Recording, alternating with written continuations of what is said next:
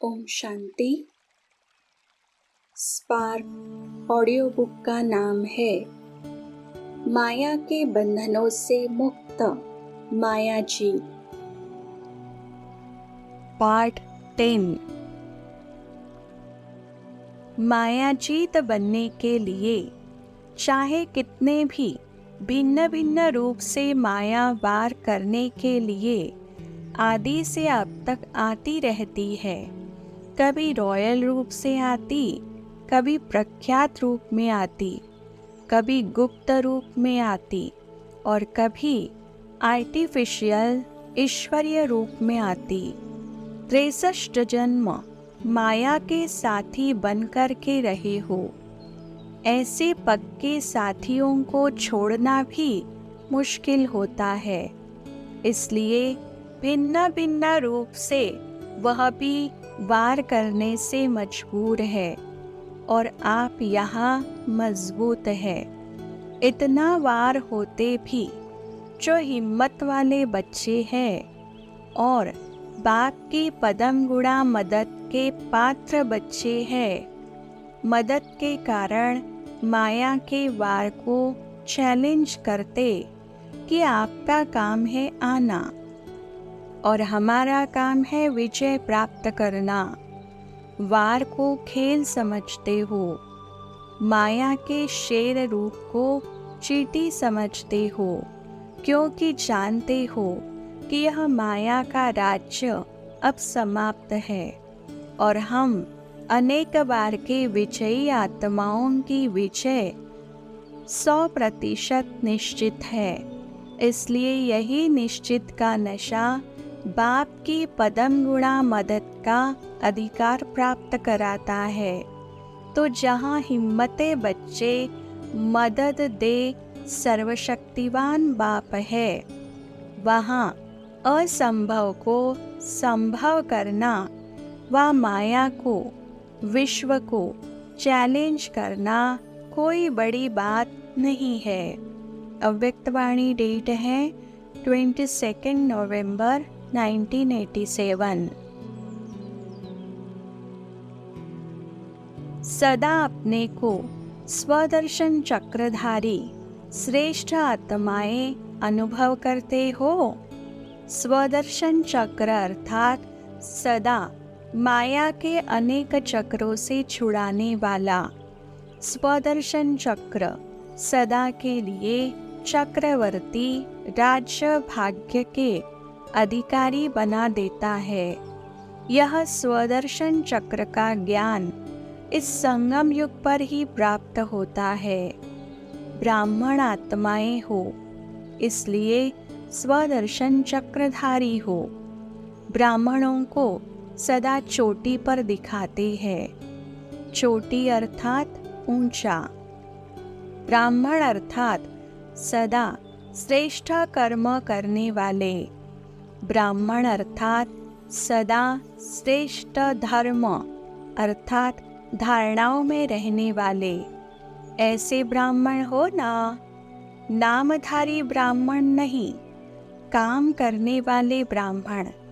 क्योंकि ब्राह्मणों का अभी अंत में भी कितना नाम है। आप सच्चे ब्राह्मणों का ही यह यादगार अब तक चल रहा है। कोई भी श्रेष्ठ काम होगा तो ब्राह्मणों को ही बुलाएंगे, क्योंकि ब्राह्मण ही इतने श्रेष्ठ है। तो किस समय इतने श्रेष्ठ बने हो? अभी बने हो, इसलिए अभी तक भी श्रेष्ठ कार्य का यादगार चला आ रहा है। हर संकल्प, हर बोल, हर कर्म श्रेष्ठ करने वाले ऐसे स्वदर्शन चक्रधारी श्रेष्ठ ब्राह्मण है। सदा इसी स्मृति में रहो। अव्यक्तवाणी डेट है 27 नवंबर 1987। मनन करने वाले सदा जो भी सुनते हैं उनको मनन कर स्वयं भी हर ज्ञान की पॉइंट का स्वरूप बनते हैं। मनन शक्ति वाले गुण स्वरूप शक्ति स्वरूप, ज्ञान स्वरूप और याद स्वरूप स्वतः ही बन जाते हैं, क्योंकि मनन करना अर्थात बुद्धि द्वारा ज्ञान के भोजन को हजम करना है। जैसे स्थूल भोजन अगर हजम नहीं होता है तो शक्ति नहीं बनती है, सिर्फ मुख से स्वाद तक रह जाता है। ऐसे वर्णन करने वालों को भी सिर्फ मुख के वर्णन तक रह जाता, लेकिन वह बुद्धि द्वारा, मनन शक्ति द्वारा धारणा कर शक्तिशाली बन जाते हैं। मनन शक्ति वाले सर्व बातों के शक्तिशाली आत्माएं बनते हैं। मनन करने वाले सदा स्वचिंतन में बिजी रहने के कारण माया के अनेक विघ्नों से सहज मुक्त हो जाते हैं। क्योंकि बुद्धि बिजी है तो माया भी बिजी देख किनारा कर लेती है। दूसरी बात, मनन करने से शक्तिशाली बनने के कारण स्वस्थिति कोई भी परिस्थिति में हार नहीं खिला सकती। तो मनन शक्ति वाला अंतर्मुखी सदा सुखी रहता है। समय प्रमाण शक्तियों को कार्य में लगाने की शक्ति होने के कारण जहाँ शक्ति है वहाँ माया से मुक्ति है। तो ऐसे बच्चे विजयी आत्माओं की लिस्ट में आते हैं। अव्यक्तवाणी डेट है 23 दिसंबर 1987। जब परिस्थितियों का, माया का, संस्कारों का भिन्न भिन्न स्वभावों का तूफान आता है, तब मालूम पड़ता है कि निश्चय का फाउंडेशन कितना मजबूत है। जैसे इस पुरानी दुनिया में भिन्न भिन्न प्रकार के तूफान आते हैं ना, कभी वायु का, कभी समुद्र का, ऐसे यहाँ भी भिन्न भिन्न प्रकार के तूफान आते हैं। तूफान क्या करता है? पहले उड़ाता है फिर फेंकता है। तो यह तूफान भी पहले तो अपनी तरफ मौज में उड़ाते हैं, अल्पकाल के नशे में ऊंचे ले जाते हैं। क्योंकि माया भी जान गई है कि बिना प्राप्ति यह मेरी तरफ होने वाले नहीं है, तो पहले आर्टिफिशियल प्राप्ति में ऊपर उड़ाती है, फिर नीचे गिरती कला में ले आती है। चतुर है तो निश्चय बुद्धि की नज़र त्रिनेत्री होती है। तीसरे नेत्र से तीनों कालों को देख लेते हैं, इसलिए कभी धोखा नहीं खा सकते। तो निश्चय की परख तूफान के समय होती है। जैसे तूफान बड़े बड़े पुराने वृक्ष के फाउंडेशन को उखाड़ लेते हैं, तो यह माया के तूफान भी निश्चय के फाउंडेशन को उखाड़ने की कोशिश करते हैं, लेकिन रिजल्ट में उखड़ते कम है, हिलते ज़्यादा है। हिलने से भी फाउंडेशन कच्चा हो जाता है। तो ऐसे समय पर अपने निश्चय के फाउंडेशन को चेक करो। वैसे कोई से भी पूछेंगे निश्चय पक्का है, तो क्या कहेंगे? बहुत अच्छा भाषण करेंगे, अच्छा भी है निश्चय में रहना। लेकिन समय पर अगर निश्चय हिलता भी है तो निश्चय का हिलना अर्थात जन्म जन्म की प्रारब्ध से हिलना। इसलिए तूफानों के समय चेक करो, कोई हद का मान शान न दे व व्यर्थ संकल्पों के रूप में माया का तूफान आए। जो चाहना रखते हो वह चाहना अर्थात इच्छा पूर्ण न हो। ऐसे टाइम पर जो निश्चय है कि मैं समर्थ बाप की समर्थ आत्मा हूँ, वह याद रहता है, वह व्यर्थ समर्थ के ऊपर विजयी हो जाता है। अगर व्यर्थ विजय प्राप्त कर लेता है तो निश्चय का फाउंडेशन हिलेगा ना। समर्थ के बजाय अपने को कमजोर आत्मा अनुभव करेगा, दिल शिकस्त हो जाएंगे। इसलिए कहते हैं कि तूफान के समय चेक करो। हद का मान शान, मैंपन रूहानी शान से नीचे ले आता है। हद की कोई भी इच्छा मात्र अविद्या के निश्चय से नीचे ले आती है। सदा अपने को स्वदर्शन चक्रधारी आत्माएं अनुभव करते हो। स्वदर्शन चक्रधारी अर्थात जहाँ स्वदर्शन चक्र है वहाँ अनेक माया के चक्र समाप्त हो जाते हैं। तो माया के अनेक चक्रों से बचने वाले अर्थात स्वदर्शन चक्रधारी। जहाँ माया के चक्कर है वहाँ स्वदर्शन चक्र नहीं, क्योंकि स्वदर्शन चक्र शक्तिशाली है। इस शक्तिशाली चक्र के आगे माया स्वतः ही भाग जाती है। तो ऐसे बने हो, स्वप्न में भी माया का चक्कर वार न करे। पहले भी सुनाया है कि जो बाप के गले का हार है वह कभी माया से हार खा नहीं सकते। अगर माया से हार खाते हैं तो बाप के गले का हार नहीं बन सकते। तो गले का हार हो या हार खाने वाले हो, बाप ने सभी बच्चों को महावीर विजयी बनाया, एक भी कमजोर नहीं। तो महावीर की निशानी है यह स्वदर्शन चक्र। सदा स्वदर्शन चक्र चलता रहे तो स्वतः सहज विजयी रहेंगे। यह बाप की विशेषता है जो सभी को चक्रधारी बनाते हैं, सभी को श्रेष्ठ भाग्यवान बनाते हैं। बाप किसी को भी कम नहीं बनाते। बाप एक जैसा सभी को माला माल बनाते हैं। बाप एक ही समय सभी को सब खजाने देता है, अलग नहीं देता। लेकिन नंबर क्यों बनते हैं? लेने वाले नंबरवार बन जाते हैं, देने वाला नंबरवार नहीं बनाता। अव्यक्तवाणी डेट है 27 दिसंबर 1987।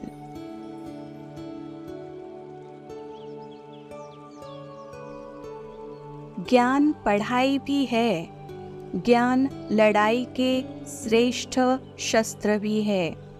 यह है ज्ञान का मूल्य।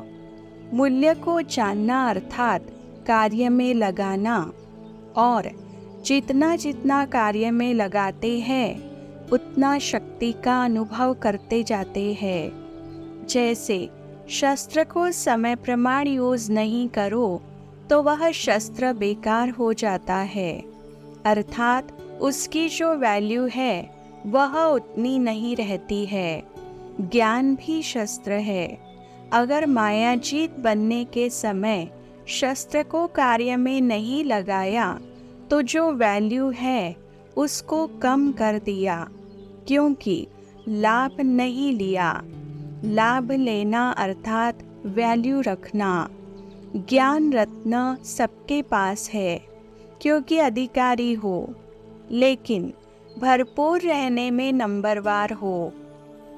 मूल कारण सुनाया, मनन शक्ति की कमी। बाप दादा पहले भी सुनाते रहे हैं, अपनी गोट तो नशा चढ़े, अर्थात बाप के खजाने को मनन शक्ति से कार्य में लगाकर प्राप्तियों की अनुभूति करो तो नशा चढ़े। सुनने के समय नशा रहता है, लेकिन सदा क्यों नहीं रहता? इसका कारण है कि सदा मनन शक्ति से अपना नहीं बनाया है। मनन शक्ति अर्थात सागर के तले में जाकर अंतर्मुखी बन हर ज्ञान रत्न की गुह्यता में जाना। सिर्फ रिपीट नहीं करना है, लेकिन हर एक पॉइंट का राज क्या है और हर पॉइंट को किस समय किस विधि से कार्य में लगाना है और हर पॉइंट को अन्य आत्माओं के प्रति सेवा में किस विधि से कार्य में लगाना है। यह चारों ही बातें हर एक पॉइंट को सुनकर मनन करो। साथ साथ मनन करते प्रैक्टिकल में उस राज के रस में चले जाओ, नशे की अनुभूति में आओ। माया के भिन्न भिन्न विघ्नों के समय व प्रकृति के भिन्न भिन्न परिस्थितियों के समय काम में लगाकर देखो कि जो मैंने मनन किया कि इस परिस्थिति के प्रमाण व विघ्न के प्रमाण यह ज्ञान रत्न मायाजीत बना सकते व बनाने वाला है, वह प्रैक्टिकल हुआ, अर्थात मायाजीत बने। वह सोचा था मायाजीत बनेंगे, लेकिन मेहनत करनी पड़ी, वह समय व्यर्थ गया। इससे सिद्ध है कि विधि यथार्थ नहीं थी, तब सिद्धि नहीं मिली। यूज करने का तरीका भी चाहिए, अभ्यास भी चाहिए।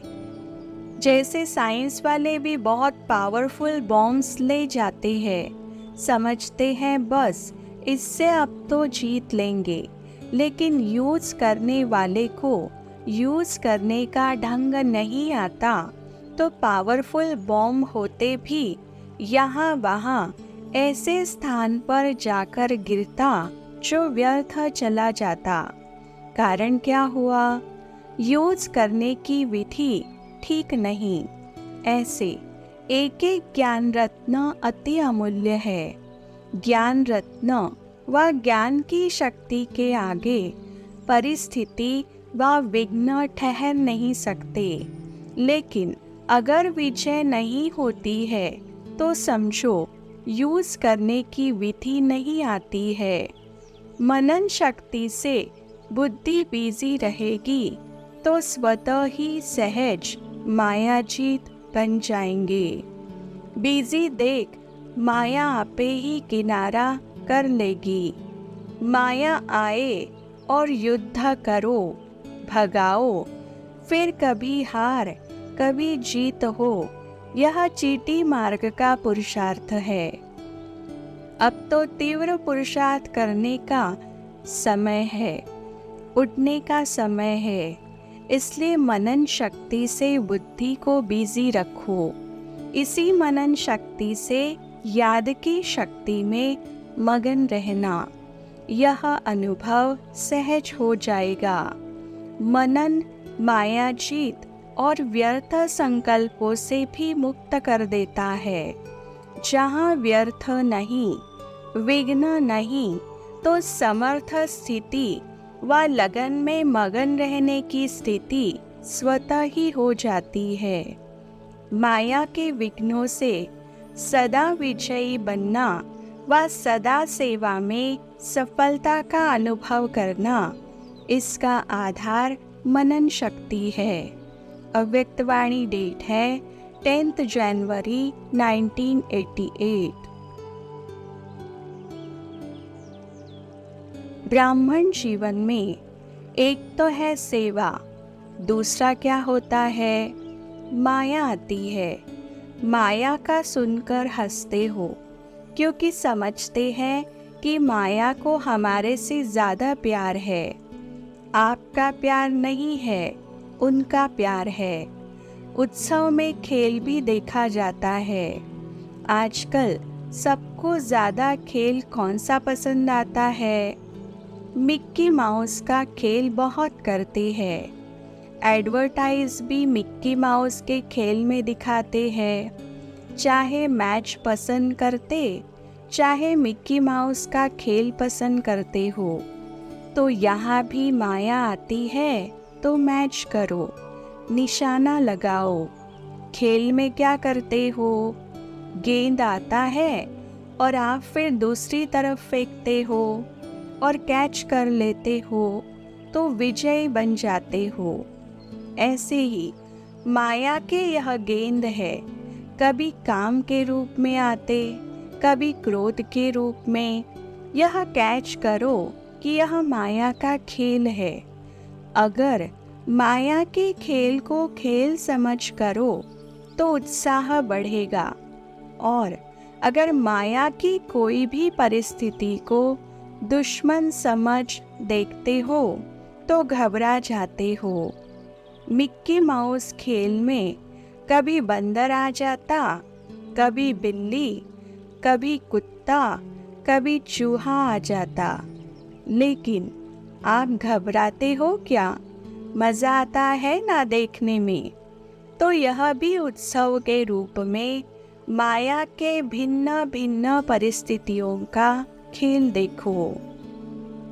खेल देखने में कोई घबरा जाए तो क्या कहेंगे? खेल देखते देखते भी कोई सोच ले कि गेंद मेरे पास ही आ रहा है, मेरे को ही न लग जाए तो खेल देख सकेगा? तो खुशी और मज़े से खेल देखो, माया से घबराओ नहीं, एक मनोरंजन समझो। चाहे शेर के रूप में आ जाए, घबराओ नहीं। यह स्मृति रखो कि ब्राह्मण जीवन की हर घड़ी उत्सव है, उत्साह है। उसी के बीच ये खेल भी देख रहे हैं, खुशी में नाच भी रहे हैं, और बाप के ब्राह्मण परिवार के विशिष्टताओं के गुणों के गीत भी गा रहे हैं, और ब्रह्मा भोजन भी मज़े से खा रहे हैं। अव्यक्तवाणी डेट है 16 फरवरी 1988। माया से तो मुक्त हो ना। जब योग युक्त है तो स्वतः ही माया से मुक्त है। योग युक्त नहीं तो माया से मुक्त भी नहीं। माया को भी ब्राह्मण आत्माएं प्यारी लगती है। जो पहलवान होता है उनको पहलवान से ही मज़ा आता है। माया भी शक्तिशाली है।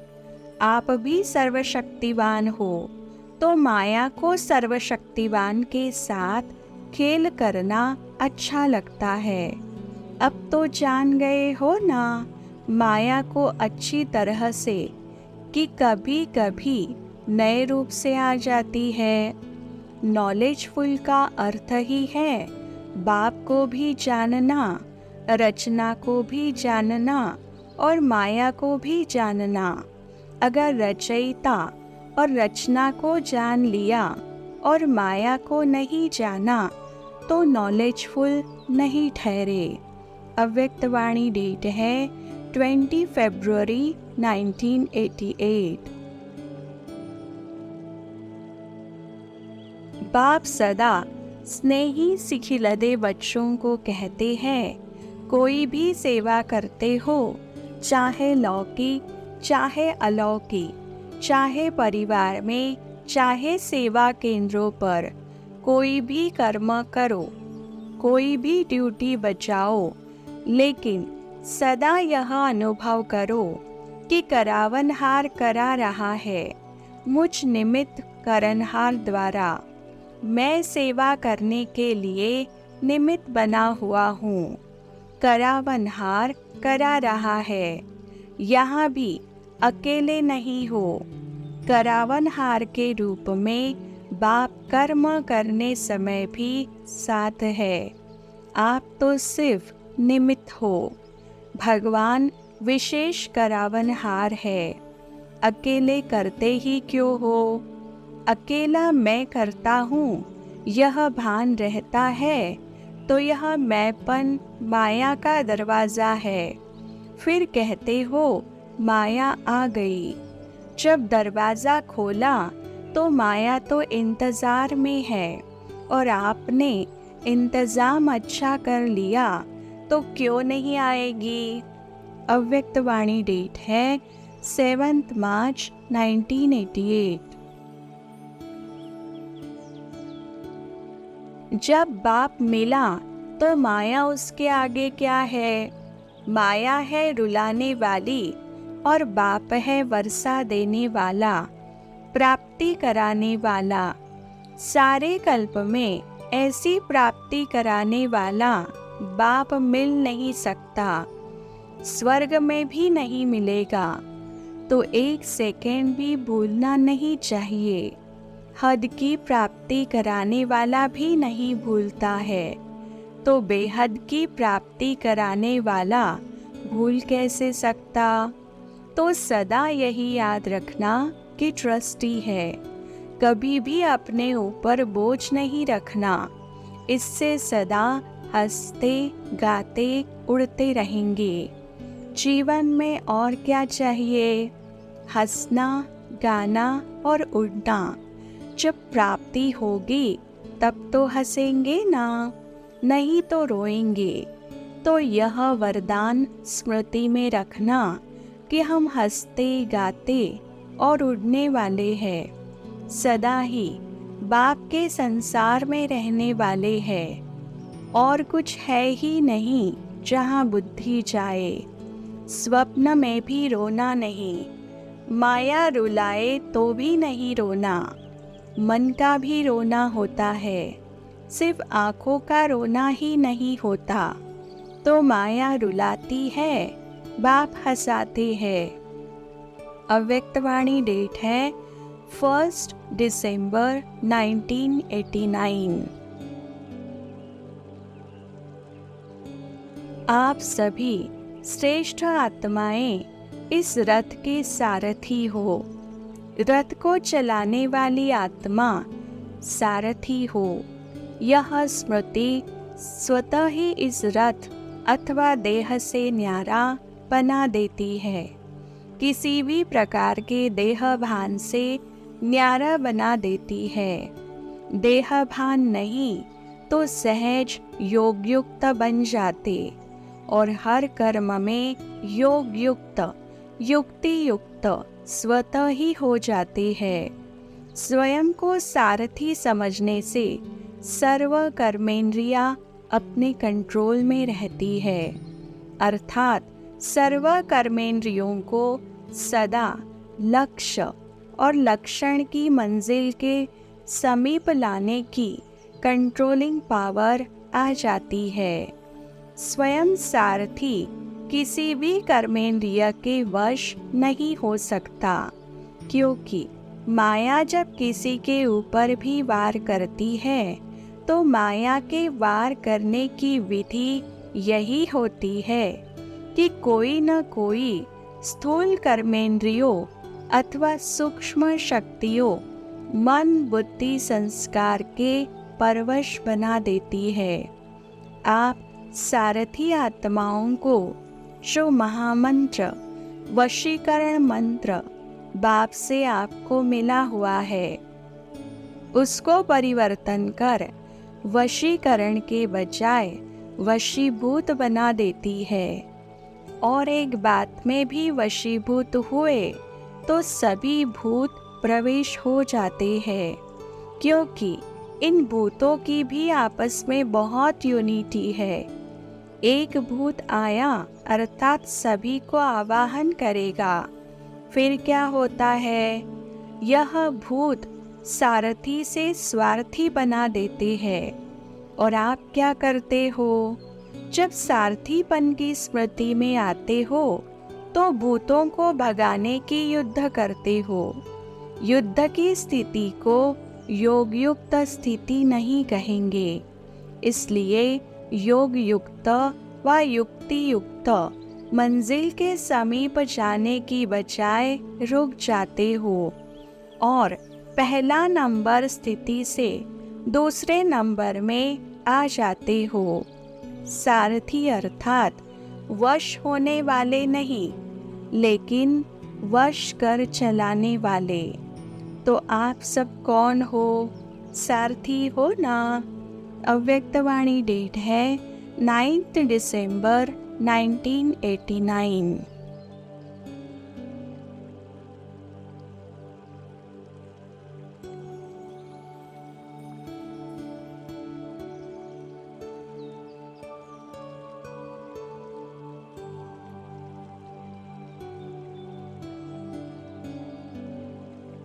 ओम शांति।